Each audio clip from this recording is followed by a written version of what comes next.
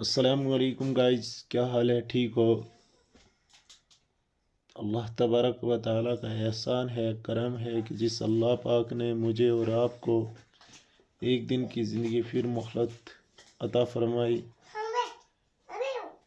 کرم ہے اس اللہ کا، اس پاک ذات کا جس نے سارے جہاں کو بنایا۔ وہی خالق ہے، وہی مالک ہے، وہی پیدا کرنے والا ہے، وہی عزت دینے والا ہے، وہی ذلت دینے والا ہے، نفع نقصان دینے والی ذات اللہ کی، رزق روزی دینے والی ذات اللہ کی، عزت ذلت دینے والی ذات اللہ کی۔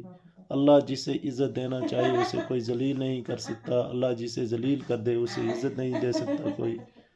اللہ نے ہم سب کی کامیابی اپنے مبارک دین میں رکھی ہے، اسے ہٹ کر 100% کامیابی ہے دنیا کی بھی اور آخرت کی بھی۔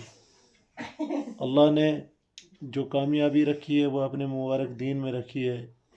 جو دین پر چلے گا اللہ تعالیٰ اسے دنیا میں بھی کامیاب کر دیں گے اور آخرت میں بھی کامیاب کر دیں گے، اور جو دین سے ہٹ کر زندگی بتائے گا اللہ تعالیٰ اس دنیا میں بھی ناکام کر دیں گے اور آخرت میں بھی ناکام کر دیں گے۔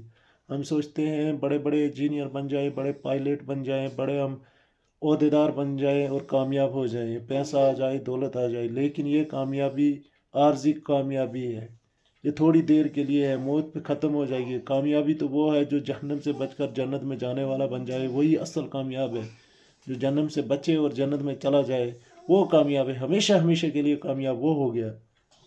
اللہ تبارک و تعالیٰ نے اس دنیا کی کوئی قدر و قیمت نہیں ہے، اس کی نظروں میں کوئی قدر و قیمت نہیں ہے۔ اگر اس دنیا کی قدر و قیمت ہوتی تو بھائی ایمان والوں کو سب سے پہلے اللہ دیتا، جو اللہ کرنے والے ہیں، اللہ کی عبادت کرنے والے ہیں، سب سے پہلے ان کو خوب دیتا، لیکن اللہ کے یہاں اس کی کوئی قدر مچھر کے پر کے برابر نہیں ہے۔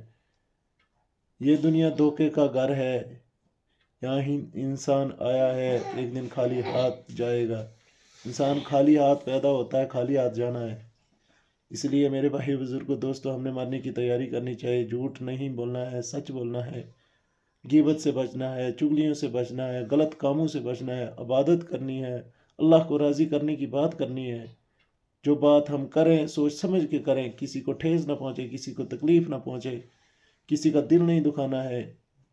جب ہم یہ سب کریں گے اللہ ہم سے راضی ہوں گے، اللہ ہمیں جنت نصیب کریں گے۔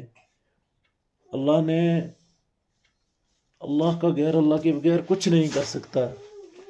اللہ کا غیر کیا ہے؟ ذرے سے لے کر احد پہاڑ تک، اور قطرے سے لے کر سمندر تک، چونٹی سے لے کر جبریل علیہ السلام تک، یہ سب اللہ کا غیر ہے۔ اللہ کا غیر اللہ کے بغیر کچھ نہیں کر سکتا۔ اللہ اپنے غیر کے بغیر سب کچھ کر سکتے ہیں۔ چھری کاٹنے میں اللہ کی محتاج، آگ جلانے میں اللہ کی محتاج، پانی ڈبانے میں اللہ کی محتاج۔ یہ ثابت ہے کہ اسماعیل علیہ السلام پہ چھری چلی، اللہ کا حکم ہوا چھری کو کہ اسماعیل علیہ السلام کا گردن نہیں کاٹنی، چھری نے اسماعیل علیہ السلام کی گردن نہیں کاٹی۔ یہاں سے ثابت ہوتا ہے کہ چھری بھی اللہ تعالیٰ کی محتاج ہے کاٹنے میں، اللہ تعالیٰ کے حکم سے چلتی ہے، وہ کسی کے چلانے سے نہیں چلتی، وہ اللہ کے حکم سے چلتی ہے۔ ہر ایک چیز اللہ کا حکم بجا لاتی، لیکن یہ انسان ناشکرا ہے، اللہ کا شکر ادا نہیں کرتا، اللہ کی مانتا نہیں ہے۔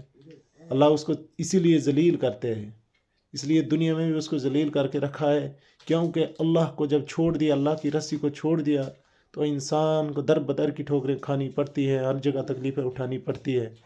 جب انسان اللہ کا ہو جائے گا، اللہ کا سارا نظام اس کے تابع ہو جائے گا۔ جب ہم اللہ کے ہو جائیں گے، سب نظام اللہ ہمارے تابع کر دے گا۔ اللہ تعالیٰ نے تو بنایا ہی ایمان والے کے لیے سب کچھ۔ اگر ایمان والا پیدا نہیں کرنا ہوتا یہ زمین کس لیے بنایا تھا؟ حضرت محمد صلی اللہ علیہ وسلم کے لیے یہ زمین و آسمان بنایا گیا۔ اگر ان کو پیدا نہ کرنا ہوتا تو اس زمین و آسمان کی کوئی ضرورت نہیں تھی، اللہ تعالیٰ نے بنانا ہی نہیں تھا۔ پیارے آقا صلی اللہ علیہ وسلم کے لیے سب کچھ بنایا گیا۔ ہم انیس کے امت میں سے ہیں۔ اس سے پہلے بڑی بڑی خطرناک امتیں آئی، بہت خطرناک، سمود قوم آئی، احاد آئی، لیکن سب مٹ گئی۔ وہ سب سے بہترین امت کہا گیا ہے، اس کو قرآن مجید میں بھی ذکر ہے۔ تم بہترین امت ہو، تمہیں نکالا گیا نفع رسانی کے لیے، تم بھلی باتوں کا حکم کرتے ہو اور بری باتوں سے روکتے ہو۔ اسی وجہ پہ، اسی بنیاد پہ، اسی پوائنٹ پہ اللہ تعالیٰ نے بہترین کہا ہے کہ بہترین امت ہے یہ۔ اللہ تعالیٰ نے ہمیں اس دنیا میں آزمائش کے لیے بھیجا ہے تاکہ ہم اس دنیا میں رہ کے اللہ کو راضی کر سکیں، نبی پاک صلی اللہ علیہ وسلم کے طریقے پر چل سکیں. جو اللہ کے حکم اور نبی پاک صلی اللہ علیہ وسلم کے طریقے پر چلے گا وہ ہمیشہ ہمیشہ کامیاب ہو جائے گا، دنیا میں بھی اور آخرت میں بھی. دنیا کی کامیابی کیا ہوگی؟ سکون ہوگا، چین ہوگا، برکت ہوگی، رحمتیں ہوں گی اللہ تعالیٰ کی، اور آخرت میں ہمیشہ جنت، جس کا تصور انسان ذرا کرے، سوچے. یہاں پہ تو ایک نشانیاں بتا دی ہے نا، تھوڑی سی اللہ تعالیٰ نے دکھا دی ہے، پھل فروٹ کی نشانیاں. یہ پھل فروٹ وہاں پہ اتنا ہوگا، دنیا جہاں کا جو چاہے گا انسان وہاں کر سکتا ہے. اللہ تعالیٰ نے اس دنیا میں ہم کو روکا ہے کہ رکنا ہے، ہم نے برے کاموں سے رکنا ہے، جھوٹ سے رکنا ہے، غیبت سے رکنا ہے، غلط گناہوں سے، ہر گناہ سے بچنا ہے. جس سے اللہ ناراض ہوتے ہیں وہ گناہ ہم نے نہیں کرنے ہیں، تب جا کے اللہ راضی ہوگا. اللہ راضی ہے تو سب راضی ہیں، اللہ راضی نہیں تو کوئی بھی راضی نہیں. انسان روکھی سوکھی کھائے، غربت میں کاٹے، لیکن راضی اللہ ہو، کیا بات ہے. اس کو اسی روکھی سوکھی میں سکون آنے لگے گا، چین آنے لگے گا، شکر ادا کرے گا. جو اللہ کا شکر ادا کرتا ہے اللہ تعالیٰ اس کی نعمتوں میں کیا اضافہ کر دیتے ہیں. اور جو اللہ کی ناشکری کر دیتا ہے، جتنا بھی دیا ہوتا ہے وہ بھی چھین لیتا ہے. ذرا سوچنے اور سمجھنے کی بات ہے کہ اللہ کی ہمیشہ ہمیں کیا کرنا چاہیے؟ شکر کرنا چاہیے. ہر حال میں شکر کرو، دکھ میں ہو، سکھ میں ہو، بیمار ہو، تندرست ہو. اللہ تعالیٰ نے جوانی دی ہے، آج یہ جوانی ختم ہو جائے گی. 4 دن کی چاندنی پھر بھی اندھیری رات. کس چیز کا انسان گھمنڈ ہے تجھے؟ اللہ تعالیٰ کہتا ہے نا تجھے ہے کس چیز کا گھمنڈ ہے؟ ذرا سوچو نا، کس چیز کا گھمنڈ ہے؟ کس ناپاک چیز سے اللہ تعالیٰ نے انسان کو بنایا ہے؟ پھر کس چیز کی وہ خوبصورتی دکھاتا ہے، کس چیز کا گھمنڈ دکھاتا ہے، کس چیز کی طاقت دکھاتا ہے؟ مٹنے والی، فنا ہونے والی زندگی کو بڑا سمجھتا ہے، میں یہ کر سکتا ہوں، میں وہ کر سکتا ہوں. کیا کر سکتا ہے؟ کھا کر سکتا ہے. اللہ تعالیٰ ایک ہی کچھ کر دینا، فارغ ہو جائے نا پورے جسم میں، ہل بھی نہیں سکتا، تو لیٹرنگ نہیں کر سکتا، پیشاب نہیں کر سکتا ہے. پھر کہتا ہے تو میں یہ کروں گا، میں تو وہ کروں گا. کیا کر سکتا ہے؟ کھا کرے گا، سر اپنا کرے گا. وہ اللہ کے حکم سے ہوتا ہے، جو اللہ چاہتے ہیں وہی ہوتا ہے. اللہ کے نہ چاہنے سے کچھ نہیں ہوتا ہے. اللہ چاہیں گے، جو چاہتے ہیں وہ کر لیتے ہیں. اللہ تو کن کی طاقت رکھتے ہیں، کہتا ہے ہو جا تو ہو جاتا ہے. انسان اپنے آپ کو بڑا کچھ سمجھنے لگتا ہے. کیا ہے تیری؟ ذرا اپنی تحقیقات کرنا، اپنے اندر دیکھنا ذرا کس چیز سے بنا ہے، ناپاک گندی چیز سے، جس کو کوئی انسان پسند نہیں کرتا ہے.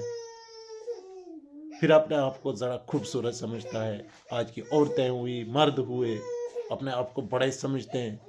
اور اس خدا سے آگے کہاں جاؤ گے؟ کہاں بھاگ کر جا سکتے ہو؟ کوئی نکل کے دکھائے نا، اس زمین سے نکل کے دکھائے، اس آسمان سے نکل کر دکھائے، یا اس زمین سے اوپر نکل کے دکھائے نا. زیادہ طاقتور سمجھتا ہے انسان اپنے آپ کو. کس چیز کا گھمنڈ ہے انسان کو؟ موت کا خوف نہیں، ڈر نہیں. مرنا ہے بھائی، مرنا ہے. اللہ کے واسطے، اللہ کے لیے آپ سب سے گزارش کرتا ہوں کہ چھوڑ دو گناہ، توبہ کر دو. اللہ بہت غفور رحیم ہے. بولتے ہیں صبح کا بولا شام کو واپس آ جائے نا، اس کو بولا نہیں کہتے ہیں. ٹھیک ہے نا؟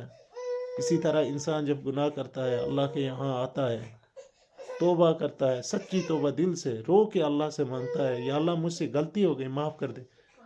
کہتے ہیں انسان کی جو یہ آنکھ کے بال ہوتے ہیں نا، یہ ان تک ابھی آنسو نکلے نہیں ہوتے ہیں، اس سے پہلے اللہ تعالیٰ اس کی مغفرت کر دیتے ہیں، سارے گناہ معاف کر دیتے ہیں. یعنی دل سے کرے، دل توڑ کے اللہ تعالیٰ سے توبہ کرے، معافی مانگے، اللہ تعالیٰ معاف کر دیتے ہیں. انسان برسوں لگا دیتے ہیں. کسی نے کسی کا دل دکھایا ہوتا ہے تو پوری عمر اس کو دکھ رہتا ہے، اس نے میرا یہ کیا، اس نے وہ کیا. لیکن اللہ غفور الرحیم کتنا ہے، بس یہیں سے سوچو نا. اللہ سیکنڈ میں معاف کر دیتا ہے. اللہ کے آگے آؤ، جھکو، توبہ کرو، معاف کر دیا اللہ تعالیٰ نے. رو یا ایک ہی آنسو. انسان کے آگے جھکو گے بھی، رو گے بھی، انسان اتنا پتھر دل ہے کہ اس کو احساس تک نہیں ہوتا ہے. ارے انسان سے ہی غلطیاں ہوتی ہیں، ہم تو فرشتے ہیں نہیں جو ہم سے غلطیاں نہ ہوں. فرشتے ایک ہی سطح پہ ان کا ایمان نہ گھٹتا ہے نہ بڑھتا ہے. انبیاء علیہ السلام کا ہمیشہ جو ایمان تھا وہ بڑھتا جاتا تھا، بڑھتا جاتا تھا، بڑھتا ہی جاتا تھا، آگے دن بہ دن آگے کے لیے بڑھتا جاتا تھا. اور ہمارا ایمان جو ہے وہ گھٹتا بھی ہے اور بڑھتا بھی ہے. ایمان کی محنت کریں گے، ایمان بڑھتا جائے گا. ایمان کی محنت چھوڑ دیں گے، ایمان گھٹتا جائے گا. ذرا سوچو، سمجھو، اس بات کو سمجھنا چاہیے ہم کو نبی پاک صلی اللہ علیہ وسلم کی امت میں سے پیدا کیا اللہ تعالیٰ نے.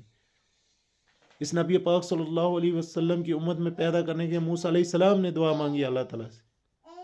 سارے انبیاء علیہ السلام جتنے بھی آئے سب نے دعا مانگی کہ اللہ ہمیں نبی نہ بنا، ہمیں امت میں نبی پاک صلی اللہ علیہ وسلم کی امت میں سے پیدا کر. لیکن کسی کی نہیں سنی گئی، ایک نبی کی سنی گئی جو کہ پھر سے اس امت میں آئیں گے. ٹھیک ہے. ہم کو کتنا غفور الرحیم، کتنا رحم کرنے والا اللہ ہم پہ اتنا رحم کیا کہ اس امت میں پیدا کیا ہے. پھر دوسری یہ سب سے بڑی نعمت ہے کہ ایمان والے گھر میں پیدا کیا. ارے پتہ نہیں کہاں ہوتے ہم، پتہ نہیں اللہ کی مہربانی ہے. شرابیں پیتے ہوتے، زنا کرتے ہوتے، پتہ نہیں کیا کیا کرتے ہوتے. اللہ کا لاکھ لاکھ شکر کرنا چاہیے کہ ہمیں ان چیزوں سے نکال کر اللہ تعالیٰ نے ہمیں ایمان والے گھر میں پیدا کیا. نمازی دیندار بننا پڑے گا ہم کو، اللہ کے حکم کو ماننا پڑے گا، تب جا کے ہم دنیا میں بھی کامیاب ہوں گے اور آخرت میں بھی کامیاب ہوں گے. اگر کوئی کامیابی چاہتا ہے نا تو اللہ کے در پہ آ جائے، اللہ کبھی اسے خالی نہیں بھیجتے. اللہ ہم سب کو کہنے سننے سے زیادہ عمل کرنے کی توفیق عطا نصیب فرمائے. آمین ثم آمین. خدا حافظ.